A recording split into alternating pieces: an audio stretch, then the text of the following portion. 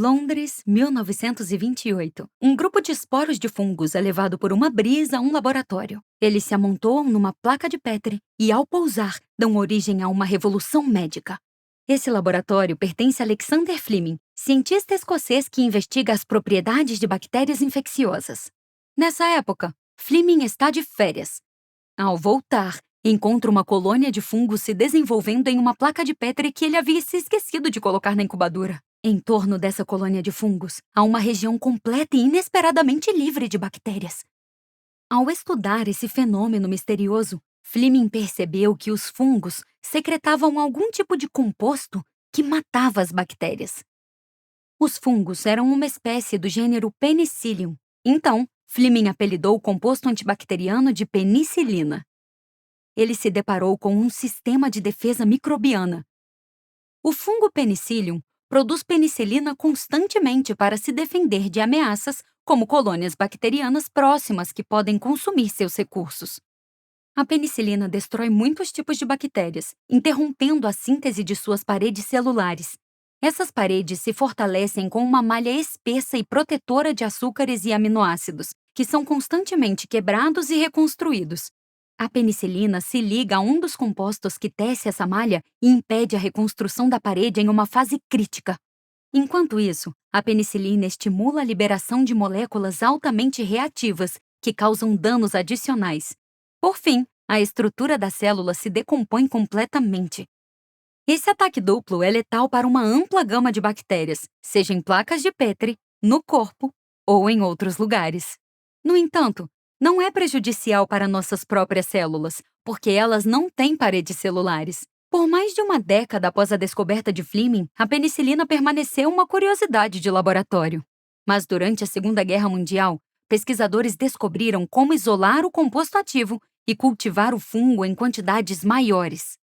Eles então ganharam o Prêmio Nobel pelo trabalho. Equipes de Oxford e várias empresas farmacêuticas norte-americanas continuaram o desenvolvimento. E em poucos anos, a penicilina estava disponível comercialmente. A penicilina e compostos similares transformaram rapidamente o tratamento de infecções. Por enquanto, continuam sendo alguns dos antibióticos mais importantes e que salvam vidas usados na medicina. No entanto, quanto mais usamos antibióticos, mais as bactérias desenvolvem resistência a eles. No caso da penicilina, algumas bactérias produzem compostos que podem quebrar a estrutura principal que interfere na síntese da parede celular. À medida que o uso de antibióticos aumenta, cada vez mais bactérias evoluem essa defesa, tornando esses antibióticos ineficazes contra um número crescente de infecções bacterianas. Isso significa que é essencial que os médicos não prescrevam o medicamento em excesso.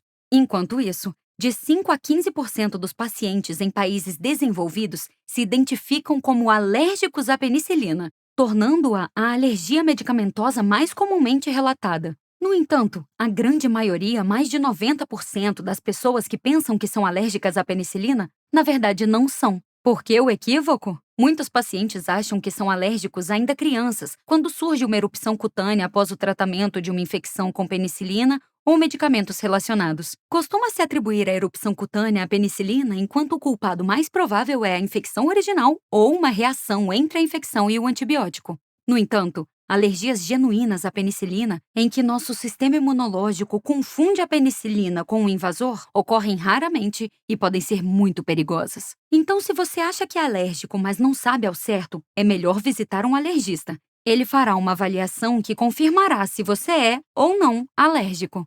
Mesmo se você tiver alergia à penicilina, suas células imunológicas que reagem ao medicamento podem perder a capacidade de reconhecê-lo. De fato, cerca de 80% das pessoas alérgicas à penicilina superam sua alergia em 10 anos.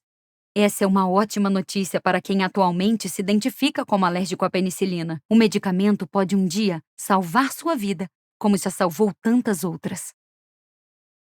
Pronto para continuar aprendendo? Assista a esses vídeos para desafiar o que você acha que sabe ou aprender mais sobre o que não sabe. Inscreva-se e alimente sua curiosidade.